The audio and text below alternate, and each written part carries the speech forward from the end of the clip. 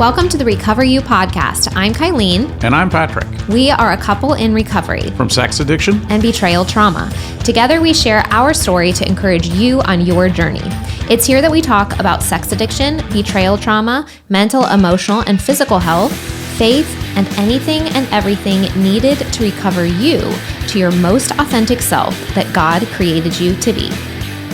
Hello, everyone, and thank you for listening to another episode of Recover You. Today, it is a solo Kylene episode, and I'm going to be answering some questions that I get fairly frequently from the betrayed partner. So these are questions that come up a lot in the betrayal community, and I'm sure there are more, so maybe I'll do a multi-part series on this, but I thought I would just start with a few questions that come up a lot, and this episode's going to be really good, I think, for both the addicted and the betrayed, because obviously I'm going to be answering the questions for the betrayed partner themselves, but a lot of times understanding, like, what are the fears of my partner? What is she going through? What is she thinking? You know, what are her concerns? And maybe even some of the answers too of like, what's the process look like, can be helpful for the betrayer as well. So hopefully both of you get a lot out of this episode, and any questions that you guys would like to have answered in the future, please just submit them to me on social media. I'm happy to do more episodes. So let's start with one of the biggest questions. Is it possible to heal? And if so, how? So this is a really big question, right? And a lot of people that get betrayed are wondering this right away, because betrayal is one of the most excruciating experiences anyone's going to go through.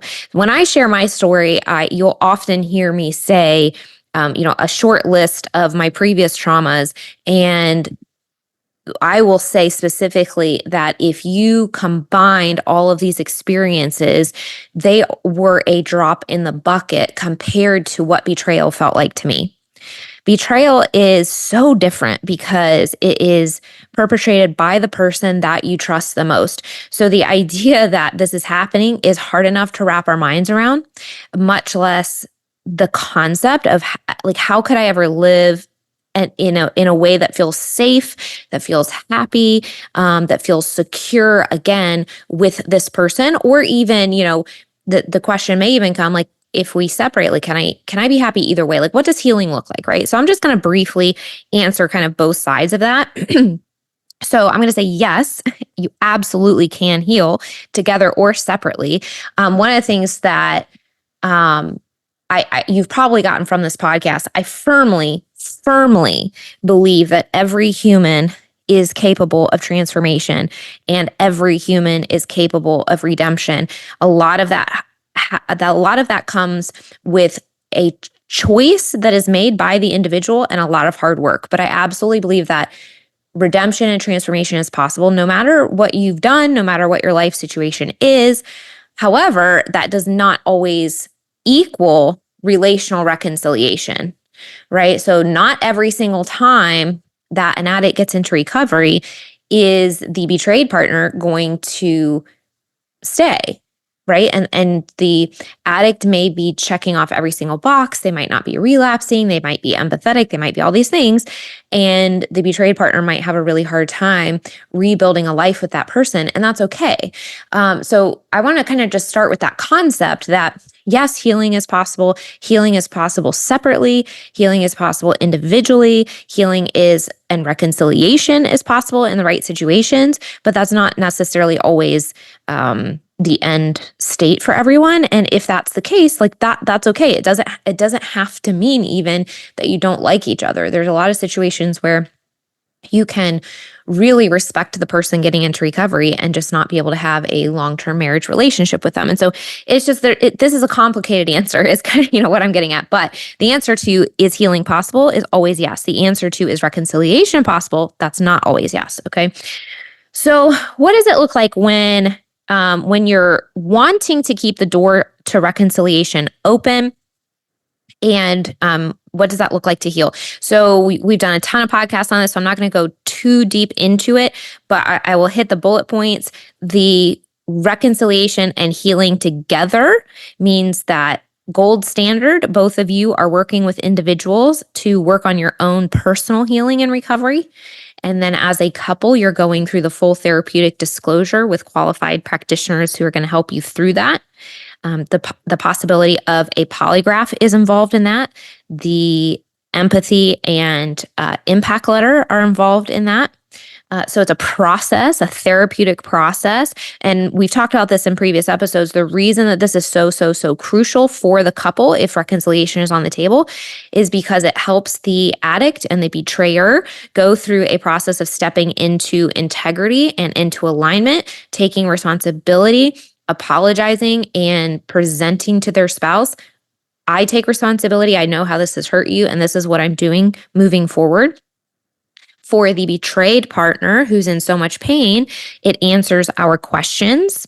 It gives us a line in the sand of like, okay, before this moment and after this moment, I now know, and I now feel like I have the complete truth. And it's really crucial because a lot of the questions that I see coming up, over and over and over and over, I direct partners back to this process because when it's done well, it answers the questions. Betrayed partners often have a lot of questions as to why, how did this happen? How did I not know? How could they do this? A lot of questions around the addiction and the behaviors itself. And the disclosure, when done well, gets the addict out of betrayal and into self-reflection. Out of denial. Did I say betrayal? Out of denial and into self-reflection. And the betrayed partner then can be presented this very clear, well thought out document where they see a timeline and they understand, okay, this is how this pattern developed in my partner. And these are the thoughts they were thinking. And, every disclosure is a little bit different in terms of what's included and how it's written. But it includes the information that the betrayed partner needs to know in order to make an informed choice and to offer consent moving forward. So really important. So if reconciliation is on the table, then going through the disclosure process with a CSAT with trained professionals, going through the possibility of a polygraph to begin rebuilding that trust and kind of start fresh, and going through the impact and reconciliation letters and empathy letters. That process, and we always come back to this, and I know you hear us talk about it a lot, but the more I've worked with clients and after having gone through it ourselves, the more I see people skip steps of this or do other pieces of it. When I see people really dig in, it's really hard to go through this process. When I see a couple that is really committed to healing no matter what, and they go through this process, I really have begun to understand why it exists. It answers so many questions. So is it possible to heal? If reconciliation is on the table, the disclosure process is a really important one to go through, but the healing process isn't over then. Healing as a couple is an ongoing commitment to radical, vulnerable, uncomfortable honesty with each other. It is an ongoing commitment to empathize with the other person, both bidirectionally. It is a lifelong commitment to self-reflect bidirectionally so that you have two individual people that are continually working on self-growth and relational improvement. Now, this doesn't mean that everything's going to be perfect, but you've heard us talk about this a lot, and that is that there does come a point where it's less about the addiction and less about the betrayal and more just about now we're two healthy individuals that continue to grow together. But that takes a lot of time, and I'm going to answer the time question a little bit later. But that's just a real brief summary. If you need more specifics on any of those pieces around the disclosure, we've done individual episodes on each of those pieces, the disclosure, the empathy letter, and the polygraph, and all those things. Those are at the beginning of season 1. And then we've also done some episodes just about going through the process itself and kind of taking you through that in a detailed way. But when you're asking a question, is it possible to heal, and you're thinking as a couple, highly recommend going through that process. I just see a lot of pain and a much slower, much more difficult route when people try to reconcile without those steps. So either way, whether you choose to reconcile or you are separating, the deeper emotional work is also part of recovery. And so I was just kind of mentioning that towards the end there when I was talking about the self-reflection and self-growth. Now, a lot of this is done with practitioners, coaches, providers, therapists, CSATs, whoever it is that you're working with. And sometimes that changes throughout. So a lot of times what I'll tell my betrayed partners is I highly recommend that you work with a CSAT locally whenever possible for the first 6 months and or up until the point where the disclosure process is complete, because they're really the best that are trained to do that. If you have someone that is local to you, that's going to be more helpful, because the gold standard is that he has a therapist, you have a therapist, and for the disclosure, you're sitting in the room together having support individually, and that's the best gold standard way to do that. However, I also understand that there just aren't enough CSATs for that to be everyone's journey. And that's unfortunate. And so sometimes I have worked with betrayed clients through the disclosure process and kind of help navigate this as well. So that's okay too. But once the disclosure process is done, this is where I'm talking about sometimes the practitioner that you're working with may shift. So throughout your journey, you may find that different practitioners are going to be helping you in different areas. So I always recommend starting that first chunk with CSATs, with the people that are trained to go through the disclosure process so that it's really carefully done. And whenever that's possible, that's great. If they are also trained in ways to support you with the trauma, so whether that's subconscious work like I do, or brain spotting or EMDR, like these different ways of working with your brain in the emotional center where the trauma and the emotions and the pain and the triggers, where all of that is kind of stuck and stored in your brain, then great. If you trust that person, continue to work with them. And if not, this would be a great time to shift maybe and find somebody that's a little more versed in that. Again, preferably who knows about addiction and betrayal, because then it can be more specific to you. But at some point, it's not going to matter too much. It's more about just working on the ongoing emotions.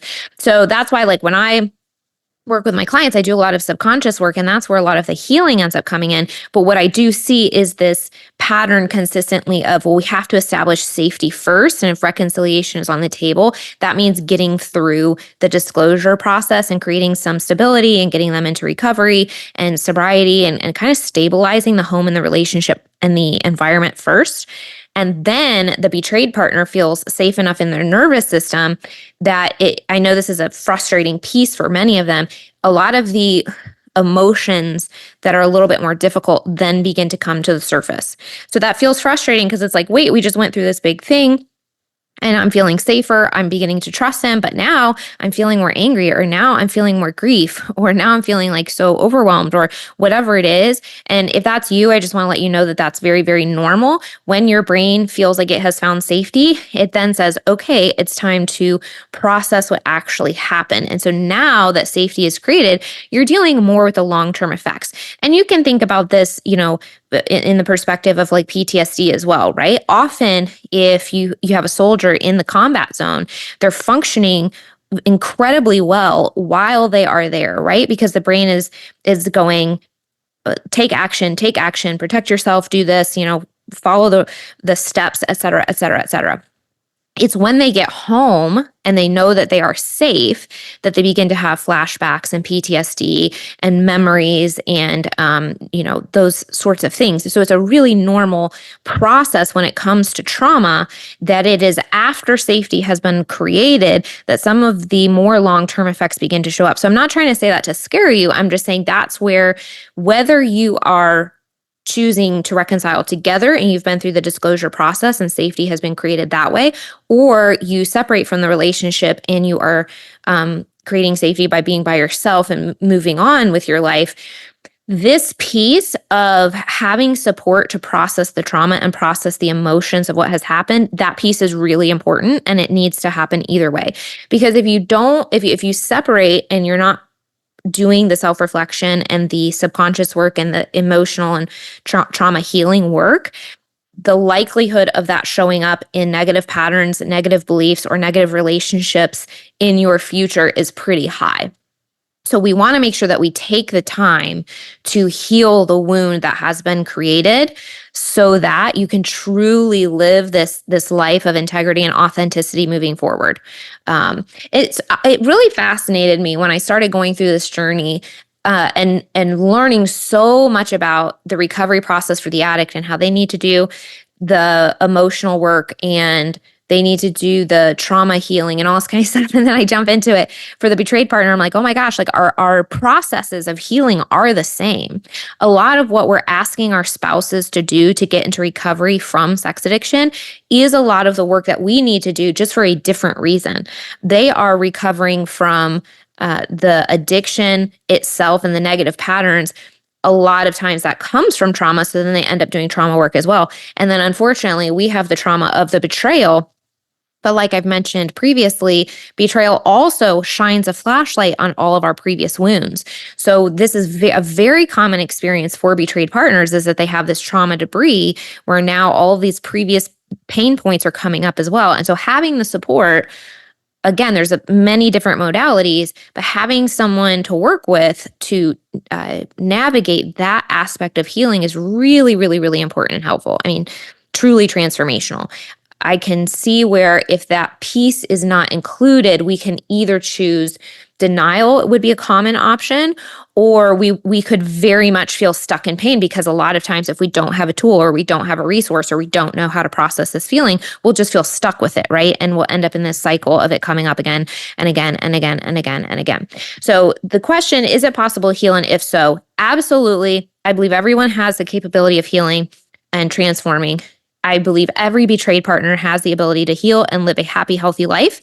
If it is with the partner, there's a process that we need to go through carefully as a couple that includes therapeutic support and includes the disclosure for a period of time. And then after that, really digging into recovering on the emotional side, the mental, emotional, spiritual side, the trauma side, really kind of working through that, navigating through that, so we can move through the pain of what has happened. And that piece as well is going to be really crucial, even if we are not healing as a couple, if we do not choose reconciliation. So let's answer the second question that may be coming up even as I answer the first, is how long does it take? And maybe you might also be thinking, if you're somewhere in this process, also, how can I speed this up? So the question, how long does it take, obviously I'm going to give you a general answer. It's going to be different for everybody. Everybody's relationship is different. Everybody's pain is different. But I'm going to say generally 1 to 3 years for a betrayed partner. Now, that's an average, right? You've heard me talk on the podcast and other episodes about how frustrated I can feel in myself sometimes at how slow in some areas my personal healing has been, even with all the tools and resources, right? So other people can move much more quickly than I can. And other people may move more slowly. So I don't want to arbitrarily throw this number out. And if you're at like year 2 3/4 and you don't feel like you've quote unquote made it, don't feel like you failed either, okay? Because there's a tremendous amount of variety in terms of what somebody is going to need for this to take place. And a lot of that has to do with your previous life experiences, the way you view the world, what beliefs you have about yourself, how this betrayal specifically impacted you, the level of work that your partner has done to create safety for you. If they are in recovery or if they are just in sobriety, there's a huge difference there, right? So I believe that true recovery for the betrayed partner, if they are reconciling, can really deeply only occur when true recovery has occurred with their partner. Because if you are continually getting disclosures of a relapse or a slip, then your safety foundation keeps getting holes knocked out of it. So there's a lot of work that you can do, certainly, and there's a lot of safety and stability that can be created. But depending on how significant those blips are, or how significant the relapse is, or how frequently they are, that can really shift the timeline for someone. But again, even if recovery is created very quickly, and let's say they're checking off every single box, if this has pulled up a lot of unhealed wounds that you had before that are really, really, really deep for you, it may take a little bit more time. Now, this sounds very negative, and I don't want it to sound that way. Betrayal, I just want to do it, and I just want to say it in like a realistic way, okay? Because this is not something that will, be fixed overnight, even when you have the tools. However, the journey, does provide a lot of insight it creates a lot of depth in your life. There's this huge possibility that going through this recovery process offers for you. You have this opportunity to connect to your body in new ways. You have this opportunity to connect to your emotions in new ways. You have this opportunity to view the world in a completely different way. I don't know about you going through this, but every difficult thing or several of the bigger difficult things I've had to go through in my life completely transformed my worldview and the filter that I view other people through. And it's made me a much more empathetic and compassionate person. So if I didn't have these experiences, not that I would ever wish them on myself or anyone else, but I was a different person before they had them. Every single time it has created and spurred this evolution in my thinking and in my perspective of the world and of humanity.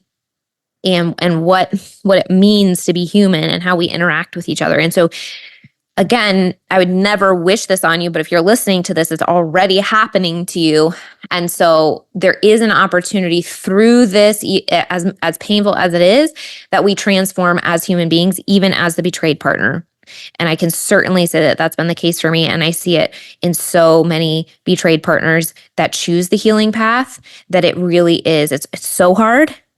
Probably the hardest thing you'll ever do, but it also has this opportunity of transformation for you as well. So that's kind of what I'm talking about when I think about the parallels between the journey of the addict and the betrayer and how different their life can become after they go through this process. The same is true for us. The same is true for the betrayed partner. It really is a journey of transformation. And I get that there's some days or weeks or months even where we're going to need a break and we're going to be like, I am not in the mood to do any more healing or transformation right now. Like, in fact, I don't ever want to think about this ever again. And that's okay. That is totally, totally, totally okay. As long as you keep going. It's okay to take a break. It's okay to put pause on it. It's okay to not talk about it for a little while, as long as you're ready, the next week, the next month, to keep going, keep pushing forward. It's when we get stuck in the familiar, even when it's unhealthy for us, that's when we really kind of hit a wall. And that's what the brain and the body likes familiar, because familiar feels comfortable. And so we have to think through things. And this is where, coaching and support and having someone to work with you and challenge you on these things can be really helpful to keep you going through this, because it can be very overwhelming in different points and it can be very difficult to continue going. But I will say there are also, on the other side, there's so many benefits to this process. I think about the relationship that Patrick and I had before all of this, and how good I thought it was.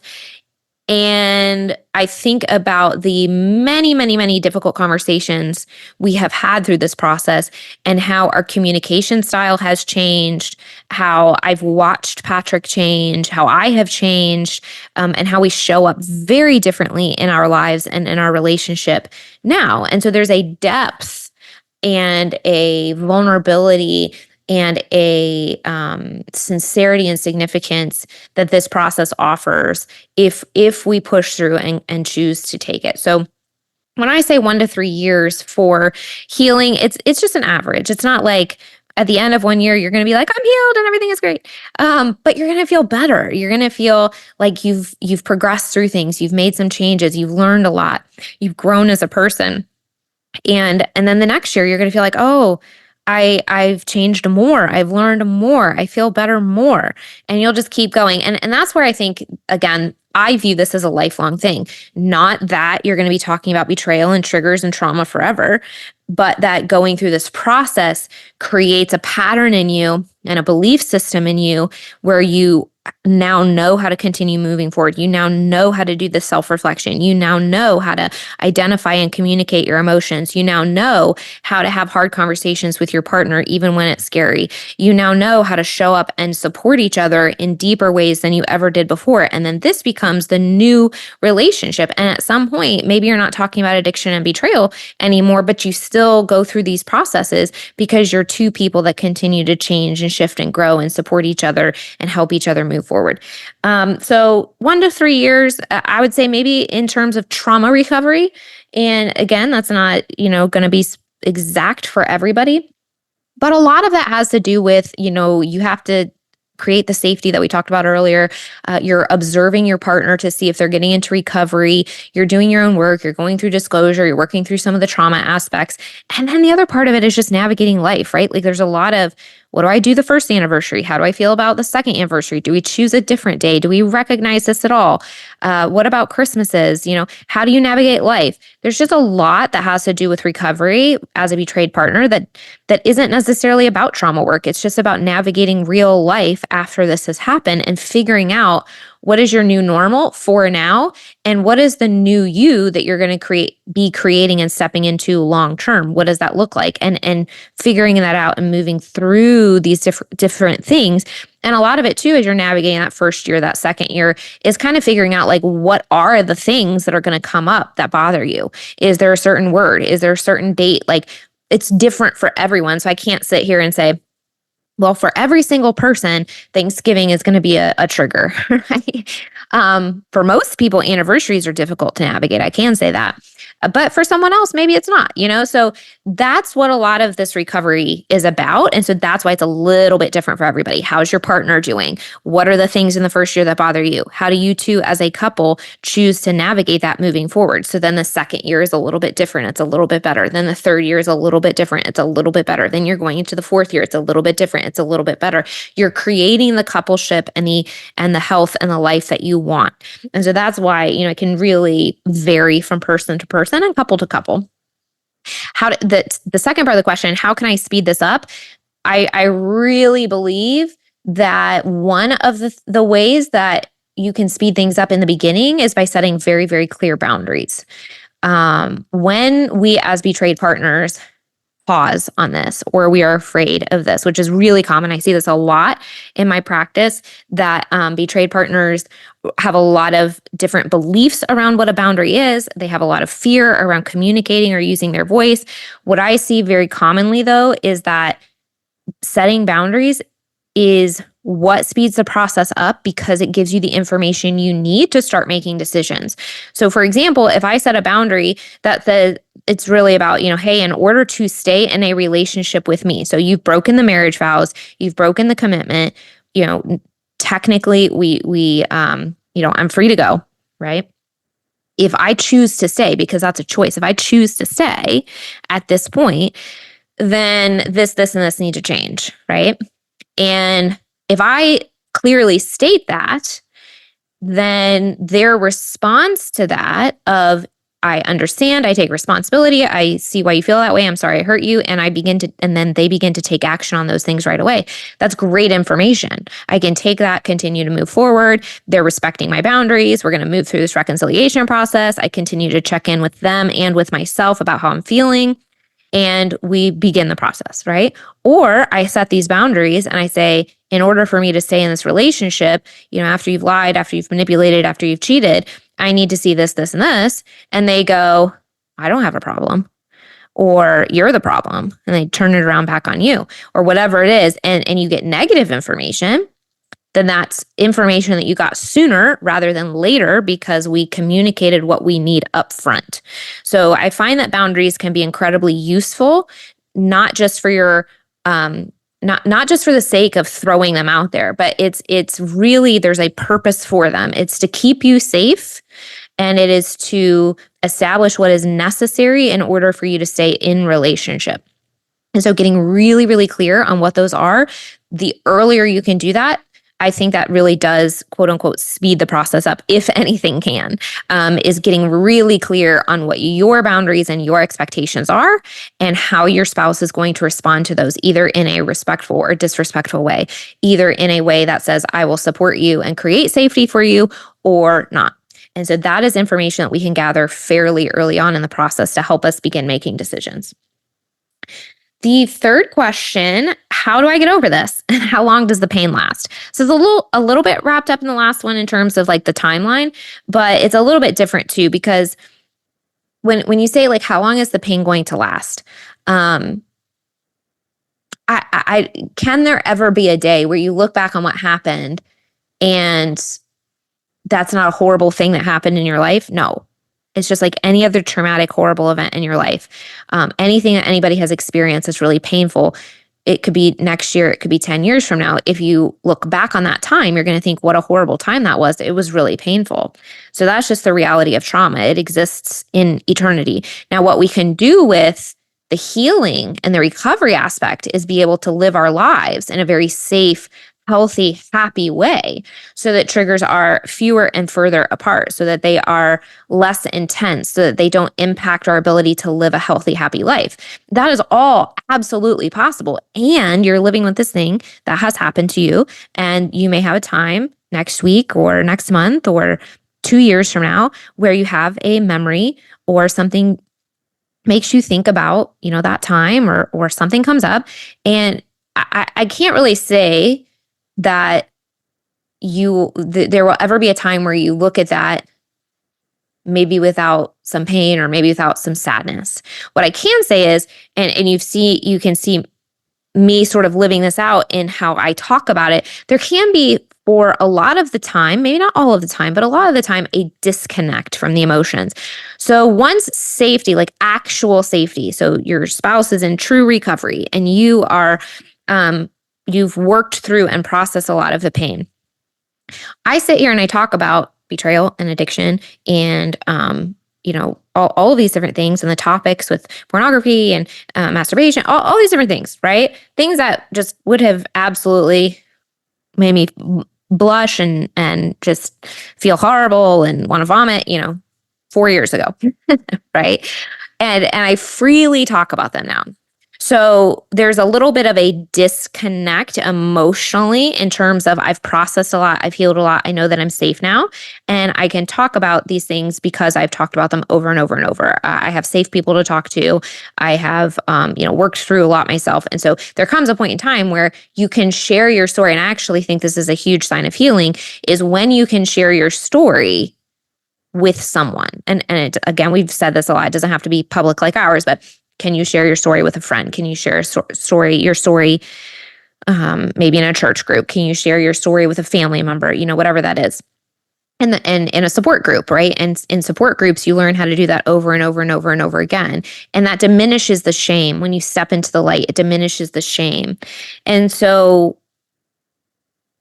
when I talk about, quote unquote, getting over this, I'm going to say you don't ever get over it. You can move through it. And that's what I'm talking about when I'm talking about the emotional healing, the trauma processing, the subconscious work, rewiring the brain, setting boundaries, processing through the triggers and why they exist and what were the emotions and the beliefs and the pain points underneath the trigger itself. That's what, when I'm talking to clients, it's like we're not just processing the trigger itself. We're processing why did that particular memory or why does that particular visual or why does that particular event or sentence or whatever it is, what's underneath that is really the pain point. And we want to process that. So if it's a belief that you're not good enough, for example, or if it's the fear of comparison, self-confidence, all of these things that are a little bit different for everybody, but common in the big picture of things that we all sort of struggle with a lot of the same things. We want to process those because that's how we realign with who we really are. That's how we regain our self-confidence. That's how we process and diminish the triggers more and more and more and more and more. In combination, of course, if you're moving through reconciliation with the partner actually stepping into recovery and creating that safety so that you know that it's okay to move forward and you're slowly rebuilding trust. So it's a combination there. If you're separated, then you're just going to be working through the pain points as an individual so you can truly process. It's like, sometimes it feels like ripping off the Band-Aid and that really, really hurts, but you want to clean out the wound and suture it up in a way that allows that wound to heal more effectively long-term. So sometimes in the short term, it feels a little more uncomfortable, but in the long term, it's a much healthier process. So how long does it take, or how do I get over this and how long does the pain last? You don't get over it, you move through it. You work with people who give you the tools, the resources, the modalities to help you and your nervous system to heal, to create the safety in your life, to process the emotions. And the pain goes with that. It diminishes over time. There can become, when you do get triggered, maybe it's more of a thought and less of a full body reaction. Maybe there is less emotional response and more of a conversation. And that develops over time. And again, safety is what creates that over time. Question number 4, what do I do about triggers? This is, some of these, like I said, are kind of overlapping a little bit. When I'm answering one question, I come to the next and I find I've dipped into it already a little bit. So what do I do about triggers? I really like subconscious work for this a lot. So some of this is going to be practical and some of this is going to be subconscious. So practically, if there is something that your spouse is doing that is triggering you, that's where the communication and the boundaries and stuff like that is really going to come in. So there's some practical steps. And again, this is where coaching and things come in, because it can be very specific to what's happening in your situation. So for example, if let's say that your spouse used to always hide their phone when you would come in, and maybe everything is totally locked down, and you come in one day and they look up and they set their phone down on the couch, and it's parallel enough to how they used to behave that it kind of triggers you, right?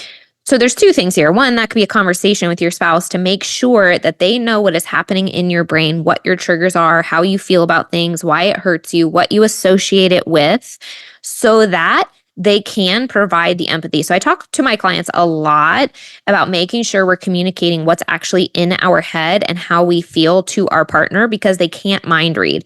And for a partner that wants to get into recovery and wants to support you and wants to move through reconciliation, the more information they can have about the trauma response and about how you're feeling and what things are actually bothering you, the more information they have to act on with empathy. So, for example, in that particular situation, if you bring that up right away, they might say, "Oh my gosh, I'm so sorry. I understand why you feel that way. Let me show you my phone really quickly. I was playing this silly little game. You can see it here. Everything's still locked down. Do you have any questions? How can I support you through this?" Right? And that might be a very, very different experience than then sometimes what we hear stories about, "Well, I'm not doing anything. Why is this bothering you?" And, things like that. And so the more empathy, the more support, that's going to create the safety. And so for triggers, I think there is a practical side of making sure our partner is really understanding how we feel about things, like the full extent of it. You doing this makes me remember XYZ and it makes me feel like this. So you having your phone really makes me, or whenever I see you flipping your phone away from me, it makes me feel really nervous. It reminds me of when you were hiding things from me and I wasn't really connecting the dots at the time. And now when I see that, it makes me, flush with anxiety and I feel really, really insecure. Right. So that's and just an example. The other side to that, though, is, okay, so everything's locked down. We want to step into living a healthy, normal life again on both sides. He's playing a game that you're totally okay with. It's on the phone. There's no boundary around, him not having his phone in the living room, right? So he hasn't broken any boundaries or anything like that. So definitely communicate so that you guys can be on the same page. But the other side of that is going to be navigating it on the brain level. How can we disconnect the trigger of him having his phone or setting it down when you come in the room from pain and start with the information that we have today? So a lot of that, if this was a client situation, that might be some more of the brain work, the subconscious work, some of the exercises and different modalities to help the brain recover from that, maybe disconnect or process the original reason it's triggering so that you can show up day to day with the information that you have now. And I hope that makes sense. But basically, when we do brain work, when we do recovery work in the subconscious and do these different exercises, we're sort of taking all of the pain that's associated with this emotion or this visual or this memory or whatever it is, we're processing that so it's safely filed away in the brain. We don't forget it. We just process it and help it diminish a little bit in terms of the pain factor. And then it feels a lot lighter moving forward, so we can navigate the situation in the present moment as opposed to everything that was associated with it from the past. So a lot of times that can be really helpful. And there's a lot of different ways we can do that. Sometimes it's compassion for an inner child and creating safety for them. Sometimes it's parts work. Sometimes it's belief work. So there's a lot of different variety here. And it depends on the client. It depends on the specific situation. But triggers, I think there's two sides to. One is making sure that you're both on the same page about what's difficult and what's painful and how you can create safety around that and navigate that as a couple, and making sure the communication is ongoing always as this continues to shift through your recovery process. And the other piece is working with a practitioner to really process some of the deeper pain, some of the deeper fears, some of the deeper insecurities that the betrayal has actually caused, because those are just some of the most difficult things, I think, for us to process long term. Can I ever trust again is another super common question. It's interesting because I think a lot of even practitioners, I think sometimes have a really negative sense of this. And I'm going to say, yes, absolutely, you can trust again. Absolutely. Because for example, I really believe that Patrick never wants to engage in this behavior. I think he feels so much better living in alignment and helping people and staying in recovery and living this life and being honest. I think he's gained so much. I really believe that he is sincere and prefers this over any negative behavior that he engaged in the past.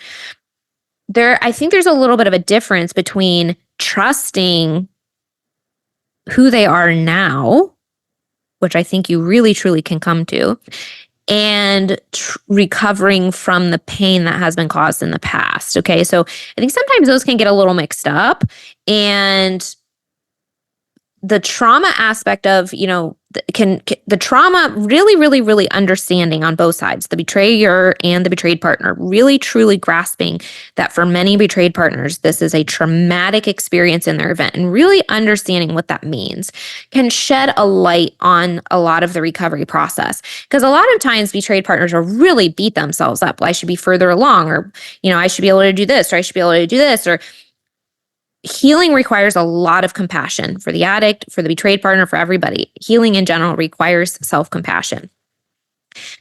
It's very important, I think, then to understand if you have been traumatized by this, because we don't want to beat ourselves up because we've been traumatized. We want to offer ourselves compassion. And then we can separate a little bit. I absolutely believe this person is healing and is sincere, and I may still be struggling with recovering from the pain of what has happened. And so again, that's going to go into, how can I move forward? Do I have the tools and the resources and the modalities and the support I need to continue to process that pain? But trusting this individual as this new human being, can I trust that this person is sincere? I think you can. My therapist used to describe it as she really didn't think that trust would ever be 100% because of what happened, but she thinks she can get to 99%. And there's just a little gap at the top because of what has happened. And maybe that's a way to think about it for you. Maybe thinking about it that way helps you. Maybe you feel very aligned with that. Maybe thinking about it as two separate things, trusting the person who he is now and still recovering from the previous person. Maybe that is a good way to think about it. I think everybody's brains are a little bit different. Everybody's partnerships are a little bit different.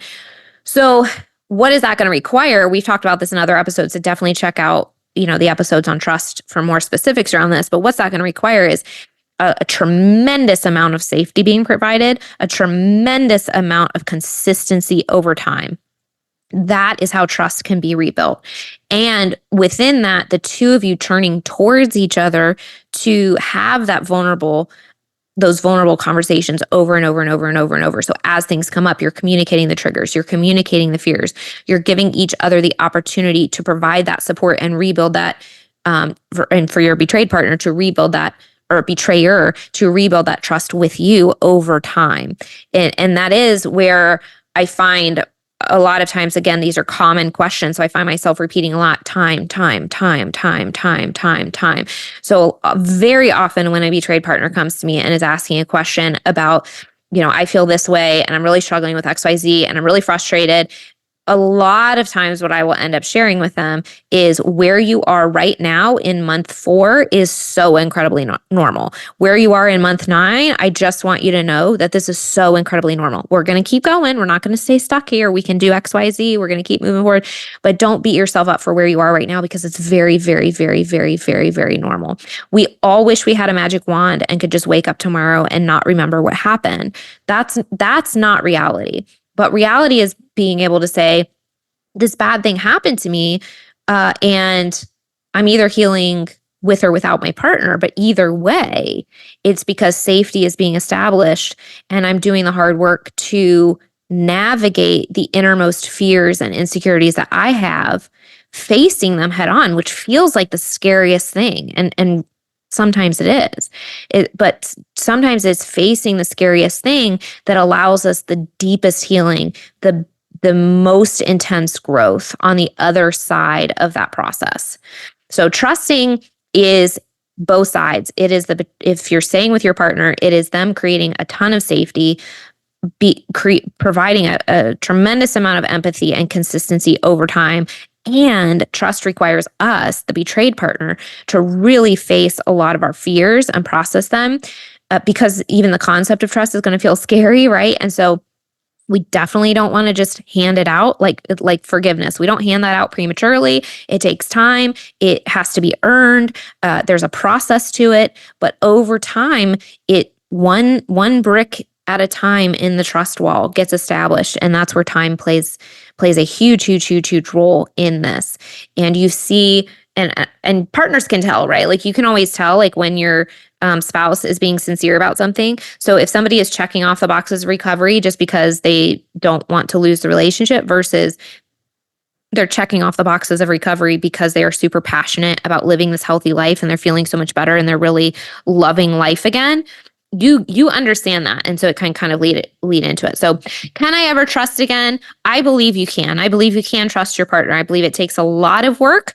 Will it feel the same as trusting them before? Maybe, maybe not. I don't know that there is a completely blanket answer for everybody, just like everybody's recovery is different. I think some women, like let's say that you're a betrayed partner and you've never experienced any significant trauma in the past, then healing through this and doing all that hard work and processing this, you may be able to completely relax in your nervous system and feel safe and trust your partner again in a much more quick way than somebody maybe that has CPTSD and has a really, really, really difficult time feeling safe in their body in general. And then they've had this thing with their partner. And so that may be very, very, very difficult for them. And so everybody's a little different. And I think, again, understanding the trauma aspect plays a role into that, because if you've experienced a lot of traumas before, then this may be a different experience for you than it may be for somebody else. And so that's not right. That's not wrong. It's just different. Not everybody's recovery journey is going to be the same. Last question, how do I navigate his healing and mine without being controlling? I think this is a really fairly common question. Again, a lot of betrayed partners, and this often plays into boundaries, because a lot of betrayed partners don't want to feel like they're being a parent. They don't want to feel like they're controlling. And I think there's this, sometimes I think there's a little confusion too within the roles of one individual cannot control another person. So we sometimes in the recovery community, you'll hear the idea that you've got to let the addicted partner choose their healing path. You can't control it. They have to do it for themselves. You'll sort of hear that idea, right? They have to do it for themselves. Yes, that is true. But sometimes where I see this confusion coming in is, well, if they have to choose it for themselves, I can't set any boundaries or I can't force them to do anything. And, so then I'm just sort of like not really doing anything in the recovery process other than trying to kind of work on my own stuff, but I'm not really doing anything on the relational side. And so I think there's some confusion and things can get kind of mixed up and muddled in there. And I totally see why. So I want to just separate those very clearly and go back to the concept of boundaries. Boundaries is about you. There's literally no way you can control what the other person does. I mean, unless you have like a straight jacket and a, padded room or something in your house, like there's no way, and please don't do that. There's no way that you can really control the other person. They're just not. If they want to recover, they will recover. And if they don't want to recover, they won't. There's so many loopholes technically where someone could continue to act out if they wanted to, right? And so again, a partner will know, are you doing this? Are you checking the boxes, first of all? And then secondly, are you checking the boxes because you have to or because you want to? And you can use your intuition around that. So going back to the idea of boundaries though, I don't view boundaries as controlling at all, even when they have to do with the partner's behavior. So it has to do with your safety and your expectations in a relationship. So if your expectation moving forward, now that you know what you know, is that your partner gets help and that you're not willing to stay in a relationship if they don't seek help, then that's fine. That's not being controlling because they still have a choice. He can say, yeah, absolutely. I agree with you. I want the accountability. I want to heal. Or they can say, no, thank you. And then they've made their choice, right? Your relationship or the behavior. So I view it very differently because I think it all goes into the betrayed partner being very, very, very clear on your value, your worth, also being very clear on what people are capable of. And I believe people are incredibly capable of healing. They have to choose it. They have to do the work, but it's absolutely possible. They don't have to be relapsing all the time. They can do the hard work. They can get into recovery. I absolutely believe that. But it is difficult. And it has to be an internalized thing. So I think sometimes the fear of control is a little misplaced. Now, there absolutely can be times where through the healing process, betrayed partners try to grasp for control for a sense of safety, and it's unreasonable and it's unnecessary and maybe creates a really unhealthy dynamic in the relationship. And so that's a separate topic, but typically the people that are asking the question of, how do I navigate my healing and his without being controlling are not the people that have an issue with being controlling. Usually that is more of an issue with feeling comfortable setting boundaries. So people that ask the question about being controlling are usually not the person that has an issue with it. It's more of an issue about feeling comfortable, defending yourself, using your voice, setting expectations, and holding this vision that you kind of like expect them to meet, and asking them. I view boundaries as like inviting them into a healthy space with you. I'm creating my healthy space. This is my house with my beautiful lawn and my garden, and I'm creating this healthy space. In order to come in here, to pass the gate, you need to do X, Y, Z. And they have an opportunity to say, yes, I will respect your lawn. I will do these things. I will come across the gate, following those boundaries and those expectations, or I won't. And so again, going back to what I said earlier, boundaries they give you a lot of information. And so that's very helpful. And the earlier we can do that, the better. But I also realize the reason these are common questions is because this is difficult. This is a difficult process.